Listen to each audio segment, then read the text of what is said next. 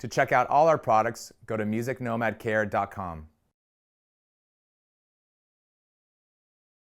So the first thing I'll do is I'll take my pick capo and I'm going to put it over the low E string, under the A string, and over the D string. Then I'm going to slide it up to the first fret. And there's a mark right on the capo showing you where to put the first fret. Now what this is doing is this is holding the string down at the first fret, because what we will now do is putting the guitar in the playing position.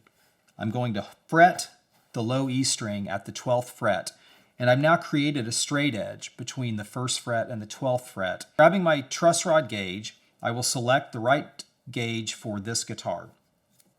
So printed right on the gauges are the measurement, the thickness of the gauge. We've got a 6/1000ths of an inch, an 8/1000ths of an inch, and a 10/1000ths of an inch, and what guitar each one of those would be used for. I'm going to use the 6/1000ths of an inch for the electric guitar. And what I will do with this is I'm going to, after I fret it at the 12th fret, I will put this gauge on top of the 6th fret and slide it underneath the low E string. So at that point, there will be 3 possible conditions, and we'll use the touch rule to decide what we're working with. So if I push the gauge between the string and it heavily touches the fret and the string, then I have a heavy touch and I have too little relief in the neck. And I will need to turn my truss rod nut counterclockwise to allow more relief into the neck.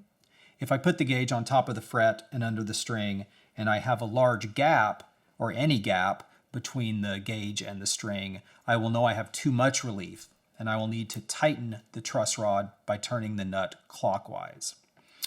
If I put the gauge between the fret and the string and I have a perfect fit, it just barely touches the string and the fret, then I have the exact relief measurement that I'm looking for. My 5/16 wrench that I'll use for adjusting the truss rod also has a Phillips head screwdriver on the end. Now these screws are very easy to lose. If you drop them, they slide down the headstock and off onto the floor.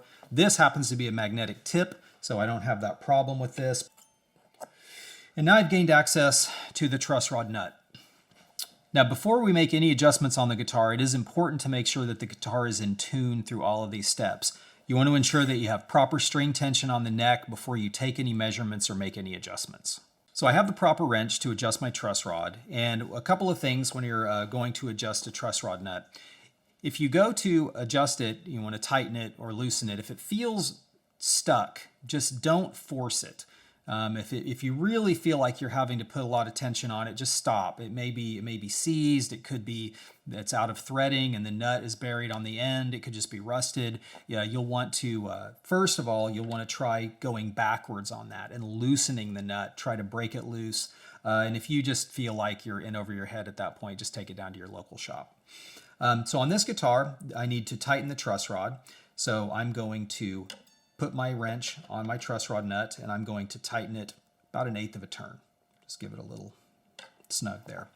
Now I'll put my guitar back in the playing position. So now I'll take my truss rod gauge and I'll remeasure between my 6th fret and the string. And at this point the gauge is just perfectly sliding between the string and the fret. So I have the proper amount of relief for this guitar. For detailed videos on how to use each gauge during the setup process, please visit musicnomadcare.com for all our how-to videos.